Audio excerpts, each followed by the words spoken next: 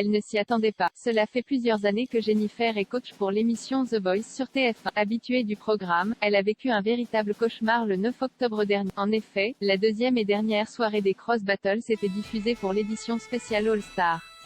Une fois encore, c'est le public présent sur le tournage qui a eu la lourde tâche de départager les candidats. Toutefois, ceux qui faisaient partie de l'équipe de Jennifer n'ont pas eu de chance puisque seule Amalia a pu se qualifier pour la suite.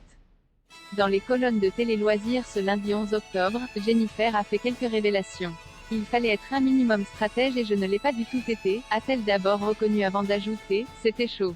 C'était très spécial, surtout pour les talents qui attendaient leur tour dans les gradins. Selon elle, si ces talents n'ont pas été retenus par le public, c'est parce que celui-ci était bizarre. Ce n'était que des puis il y avait beaucoup plus de femmes que d'hommes. A-t-elle conclu, les candidats masculins avaient-ils plus de chance? Les Cross Battles n'ont pas été de tout repos pour Jennifer. Alors qu'elle a quasiment perdu l'intégralité de ses talents lors de la deuxième soirée, la coach avait dû faire ses adieux à son coup de cœur la semaine passée. En effet, candidate de la première saison du télécrochet, a été éliminée suite à son face-à-face avec Flo Mallet. Choquée du résultat, Jennifer avait immédiatement affirmé son envie de quitter le plateau. Je suis choquée, je quitte l'émission, je ne continue pas. Franchement, je suis un peu déboussolée, avait-elle lancé. Par la suite, elle avait toutefois souhaité s'excuser auprès de Flo Mallet pour sa réaction.